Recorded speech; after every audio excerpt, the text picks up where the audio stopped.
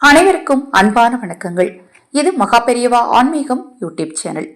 நேரம் கிடைக்கும் போது இதை கேளுங்க. பூஜை இல்லை, மந்திரம் இல்லை, தந்திரம் இல்லை, வழிபாடு கிடையாது.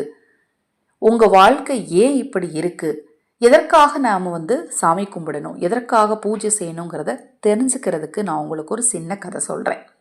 நேரம் கிடைக்கும் போது இந்த கதையை கேளுங்க.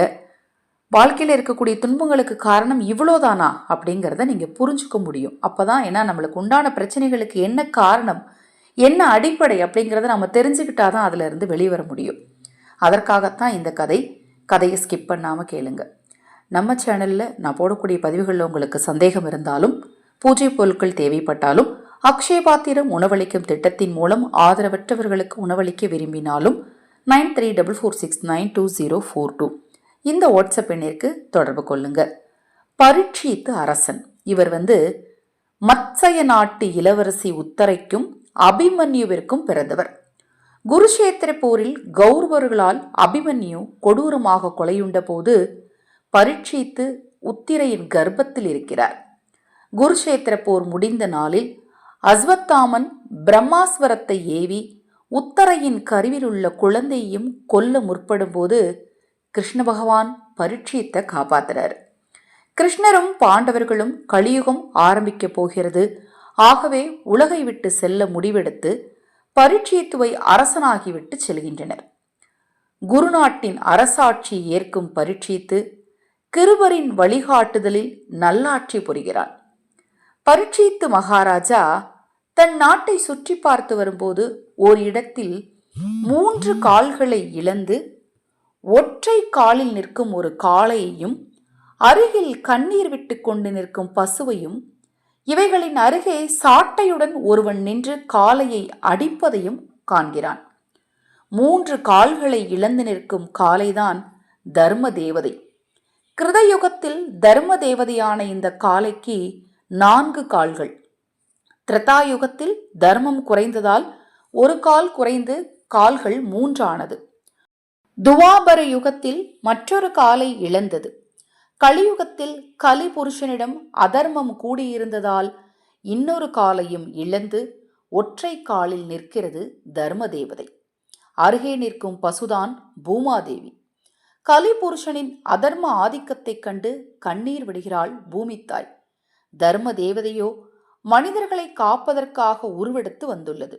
ஆனால் மனிதர்களோ தர்மத்தை கொஞ்சம் கொஞ்சமாக மறக்கிறார்கள். இதனால் காளையின் 3 கால்கள் இல்லாமல் போய்விட்டன. சாட்டையுடன் காளையின் அருகில் நின்று காளையை மிரட்டி அடித்து கொண்டிருப்பவன்தான் கலிபுருஷன். தர்மத்தையே மிரட்டும் வலிமை கொண்டு அதர்மத்தை ஆட்சி புரிய அனுமதித்தவன்தான் இந்த கலிபுருஷன். பரீட்சித்து மகாராஜாவுக்கு புரிந்துவிட்டது, எதிரே நிற்பவன் கலிபுருஷன். கிருஷ்ணர் மறைந்தவுடன் நில உலகில் அதர்மத்தை நிலைநாட்ட கலிபுருஷன் அடியெடுத்து வைத்து விட்டான். உடனே தனது வாளை எடுத்து, நான் இருக்கும் வரையில் தர்மம் அடிபடுவதை அனுமதிக்க மாட்டேன் என்று கூறி கலிபுருஷனை வெட்ட தயாராகிறான் பரீட்சித்து மகாராஜா. கலிபுருஷன் அஞ்சுகிறான். பாண்டவர் வம்சத்தில் வந்தவன் இந்த பரீட்சித்து. அவனை வெற்றி பெற இயலாது.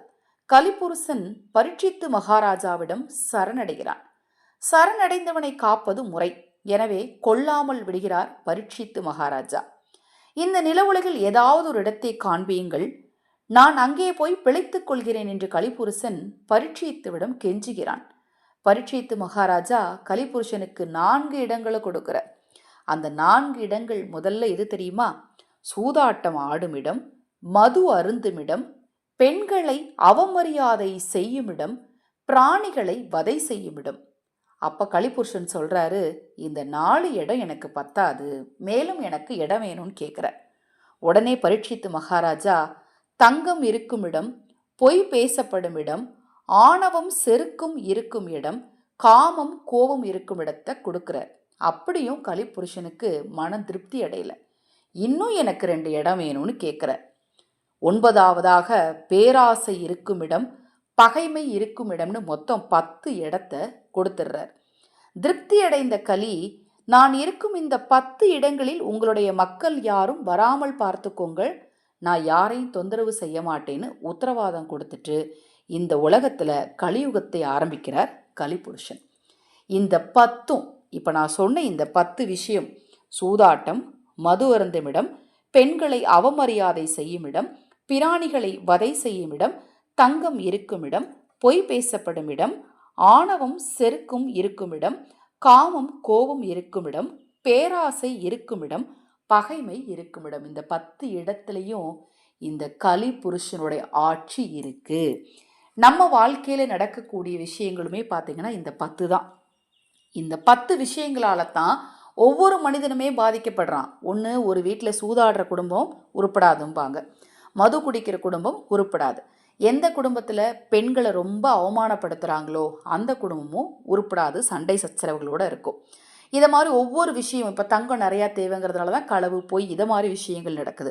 பொய்யால் நிறைய பேர் ஜெயிக்கிறாங்க, உண்மை தோற்று போகுது. ஆணவத்தால், அது மாதிரி காமம் கோபம், இப்போ காமம் இந்த கோபம் இதுதான் இப்போ கலியுகத்தில் ரொம்ப முத்தி போய் இருக்குது. அடுத்தது பேராசை பகைமை, இது எல்லாமே இந்த 10ம் நம்மளை சுற்றி இருந்துக்கிட்டே இருக்குது. காரணம் என்ன? கலி புருஷனால் இந்த 10மே நம்மளை சுற்றி இருக்குது. இந்த 10லையும் இருந்து நம்மளை பாதுகாக்கிறதுக்கு தான் இந்த வழிபாடுகளும் பூஜை முறைகளும். இதெல்லாம் நாம் செய்யும்போது இந்த 10ம் நம்மக்கிட்ட வராமல் நாம் சேஃப் ஜோனில் இருப்போம். நமக்கு ஒரு பாதிப்பு ஏற்படுதுன்னா நீங்கள் கண்ணை மூடிட்டு யோசனை பண்ணி சொல்லுங்கள், இதில் ஏதாவது ஒரு விஷயத்தால் தான் நாம் பாதிக்கப்பட்டிருப்போம். அப்போ கலிபுருஷன் நம்ம பக்கத்தில் இருக்கார். அவர்கிட்ட இருந்து தப்பிக்கணும் அப்படின்னா கடவுளுடைய அருளும் அனுக்கிரகமும் வேணும். அதனால தான் தினம்தோறும் பிரார்த்தனை செய்யுங்க. ஒரு குறிப்பிட்ட நேரம் ஒதுக்கி இறைவனை நினையுங்க. உங்களுக்கு எவ்வளவோ கஷ்டங்கள், துன்பங்கள், சோதனைகள் இருந்துக்கிட்டே இருக்கா? அதுக்கெல்லாம் காரணம் இதுதான். முதல்ல அதை புரிஞ்சுக்கோங்க. அதை நம்ம சரி செய்யணும் அப்படின்னா மந்திரங்களும் பூஜை முறைகளும் நம்ம வாழ்க்கையில் அவசியம். நம்ம சேனலில் தினம்தோறும் செய்ய வேண்டிய எளிமையான சூட்சம வழிபாட்டு தாந்திரிக முறைகளை தொடர்ந்து நான் பதிவு செய்துட்ருக்கிறேன். அதை மட்டுமாவது தொடர்ந்து கடைப்பிடிங்க. உங்களுக்கு கிருஷ்ண பகவானை பிடிக்கும் அப்படின்னா இந்த ஆடியோக்கு கீழே கமெண்ட் பாக்ஸில் ஜெய் கிருஷ்ணான்னு டைப் பண்ணுங்க. இப்போ நான் சொன்ன தகவல் உங்களுக்கு பிடித்தது அப்படின்னா தவறாமல் லைக் பண்ணுங்க. மறுபடியும் சொல்கிறேன், இந்த கதையை நேரம் கிடைக்கும் போது கேளுங்க. கண்டிப்பாக உங்கள் வாழ்க்கை ஏன் இப்படி இருக்குது அப்படிங்கிறத உங்களால் புரிஞ்சுக்க முடியும். இது போன்ற எண்ணற்ற தகவல்களை தெரிந்து கொள்ள நமது சேனலை சப்ஸ்கிரைப் பண்ணிக்கோங்க. அனைவருக்கும் எனது அன்பு வணக்கங்களை கூறி இந்த பதிவினை நிறைவு செய்து கொள்கிறேன்.